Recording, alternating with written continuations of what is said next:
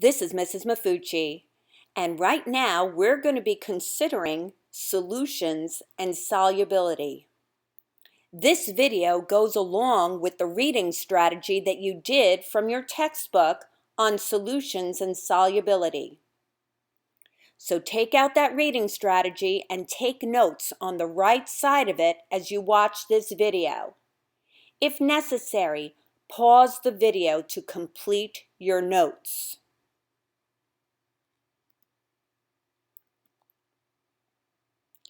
The first thing we're going to look at are heterogeneous aqueous systems. Remember, aqueous has to do with water. Heterogeneous aqueous systems are not solutions. Remember, a solution is a homogeneous mixture in which there is a uniform distribution of solute and solvent. Right now, we are discussing heterogeneous mixtures. In a heterogeneous aqueous system, the solute particles are too large to dissolve into the water. There are two types. There are suspensions and colloids. Let's consider suspensions first. In a suspension, the particles do not dissolve in water. That's because they're too big. The particles settle out upon standing and go to the bottom of the container. The components of a suspension can be separated using filter paper. That's because the particles are so large they will be trapped on the filter paper during a filtering process. Suspensions scatter light. In other words, suspensions exhibit the Tyndall effect. Some examples of suspensions are a mixture of marbles, water, and sand, muddy water, clay and water. Another kind of heterogeneous aqueous system are colloids. The particles of a colloid also do not dissolve in water. The particles, however, do not settle out upon standing. So, the particles are too large to dissolve in the water, but they're small enough that they don't settle out upon standing. That means that the components cannot be separated using filter paper. Colloids scatter light. They also exhibit the Tyndall effect. So even though the particles are so small that they don't settle out, they still scatter light. The particles in a colloid are smaller than those found in suspensions, but larger than those found in solutions. Some examples of colloids: shampoo, milk, mayonnaise.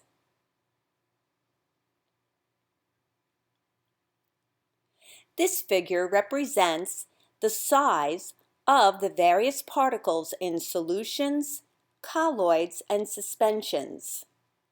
Notice that the particles in solutions are the smallest.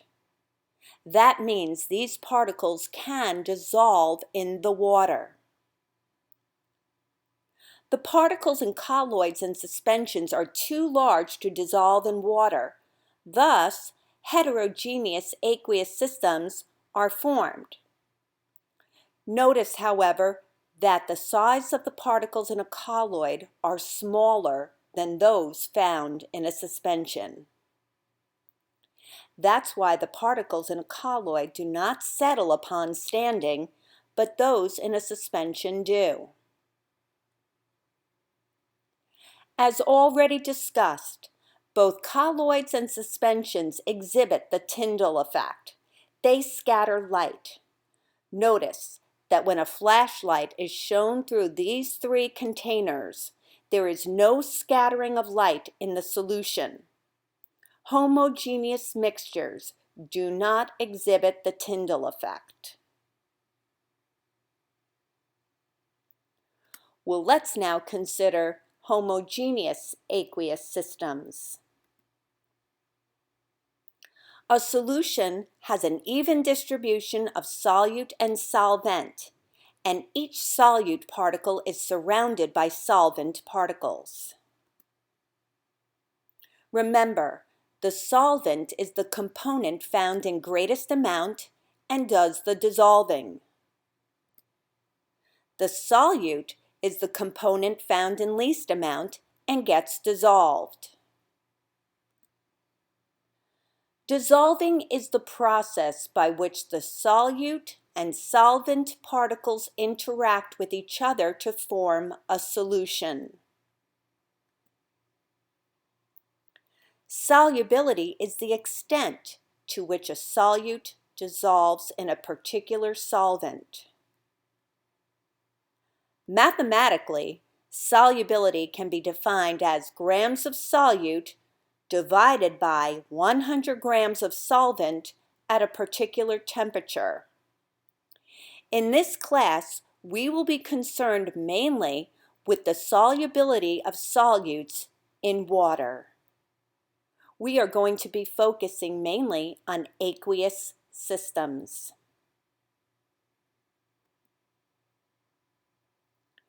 Take a look at this diagram, which represents the dissolving process. You have the solvent surrounding the solute particles, and then over time, each of the solute particles is surrounded by the solvent. That is dissolving.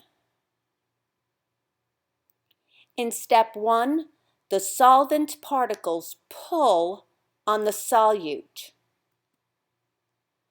The solute particles separate from one another.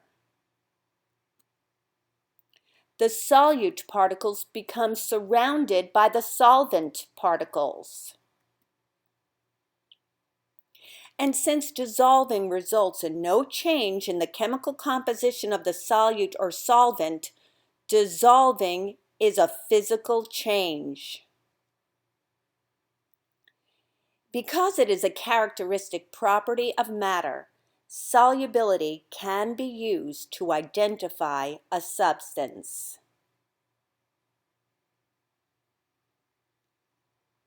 The solubility of a substance depends on many factors.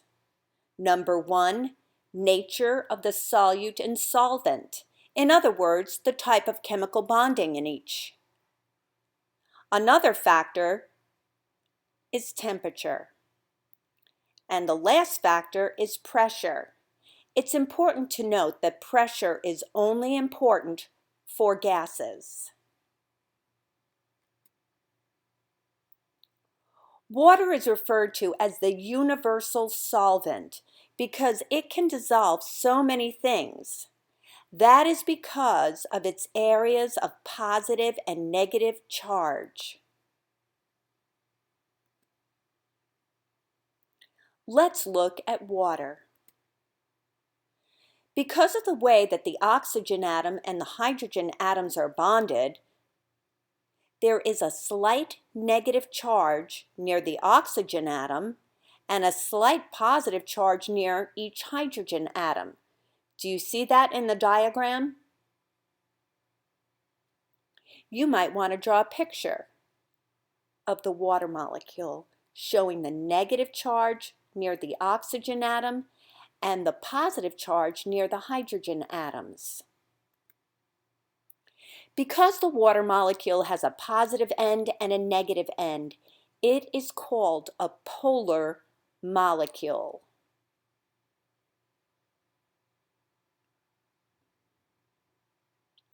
Ionic solids, or salts, contain positive and negative ions which are held together by the strong force of attraction between particles with opposite charges. When one of these solids dissolves in water, the ions that form the solid are released into solution where they become associated with the polar solvent molecules. So take a look at the dissolving of salt in water. You might want to write that equation down. Sodium chloride is ionic. The bonds are ionic between the sodium ions and chloride ions. And when salt dissolves in water, the ions break apart and separate. Take a look at this diagram. Notice that the sodium ion, when it comes apart from the salt crystal, the sodium ion is surrounded by water molecules. Notice that sodium has a positive charge. Look at the end of the water molecule that is facing the sodium ion. Do you see that it is the negative end of the water molecule, the oxygen end? Look now at the chloride ion, Cl negative. Notice how water is arranged around the chloride ion. In this case, the positive ends of the water molecule are directed towards the chloride ion. One of the most important things in chemistry that you should remember this year is that opposites attract. That's why the negative end of oxygen gets attracted towards the sodium plus ion, and the positive hydrogen end of the water molecule is attracted to the negative chloride ion. Well, what happens when a substance held together by covalent bonds dissolves in water? Sugar is a compound made up of carbon, hydrogen, and oxygen held together by covalent bonds. When a sample of a covalent compound dissolves in water, the water molecules pull off the individual sugar molecules and completely surround them. Atoms do not separate. Ions are not formed. So look at this example.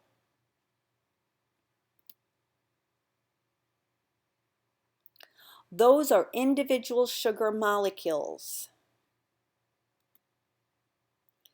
Those are the individual sugar molecules surrounded by the water molecules. The sugar molecule does not separate into carbon atoms, hydrogen atoms, oxygen atoms. When covalent substances dissolve in water, they remain as molecules.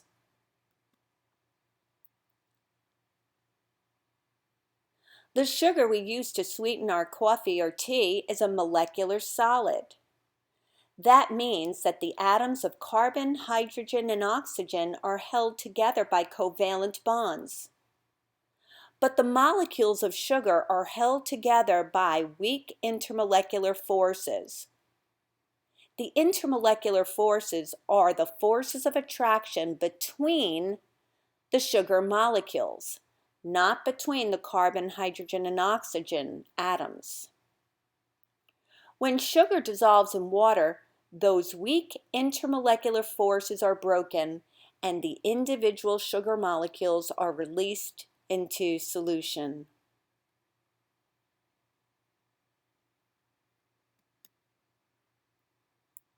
You might want to write down this equation into your notes also. Notice the difference between how a molecular solid or a covalent solid dissolves versus an ionic solid, such as salt.